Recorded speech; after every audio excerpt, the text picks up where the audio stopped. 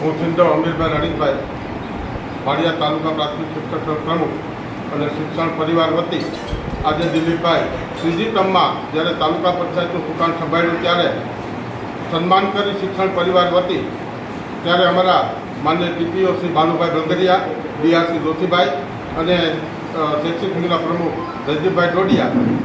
સાથે મળી શિક્ષણ પરિવાર વતી સન્માન કરી અને હવે પછીના પેન્ડિંગ પ્રશ્નો શિક્ષકો અને તાલુકાની અન્ય પ્રજાના જે પ્રશ્નો પડ્યા છે તેને વધારે બળ આપી અને પ્રશ્નો સોલ્વ કરે એવી દિલીપભાઈ અપેક્ષા રાખે છે. જય હિન્દ, જય ભારત.